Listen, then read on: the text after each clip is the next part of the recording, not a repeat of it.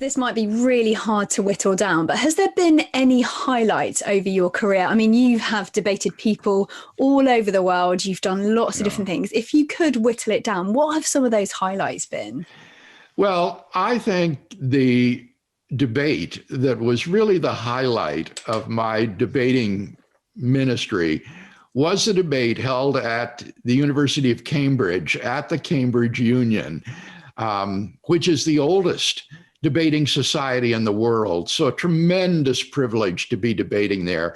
I was partnered with Peter Williams, and our opponents were Andrew Kopson and Arif Ahmed.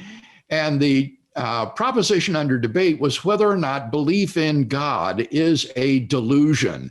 This was in the heyday of Richard Dawkins, and so that topic was very hot at the time. And the setting for this debate was what made it so memorable. The Cambridge Union is reminiscent of the House of Commons, with benches rising on both sides. And we would sit down in the well and speak in the well to these benches of the audience. And then there was a gallery circling the entire room up at the top, packed with students. And the debate was a British style debate, not an American style such as I'm used to. And what that meant was that anybody in the audience could interrupt you at any moment with a point of order, and you had to call on a certain minimum number of these people and respond impromptu to whatever they ask. So you really had to be on your toes. And in this debate, you could just sense a lot of emotional bias against the Christian position that Dawkins was so popular at the time. You could sense in the audience that there was a real skepticism. And I spoke second. Peter laid out our opening case, and then I spoke after one of the opponents spoke.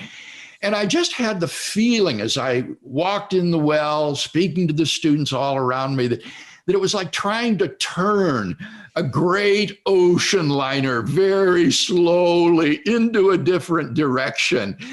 And after the debate was over, the students voted by exiting through two doorways, one marked aye and one marked no. And then the counters would tabulate the vote based on which doorway people exited through. And then we retired to the student bar upstairs. And several minutes later, a girl carrying a ledger came into the bar area, ringing a brass bell and announcing the verdict on the debate. And as it turned out, Peter and I won the debate. And so this was just a marvelous, memorable experience of having the privilege of debating at Cambridge.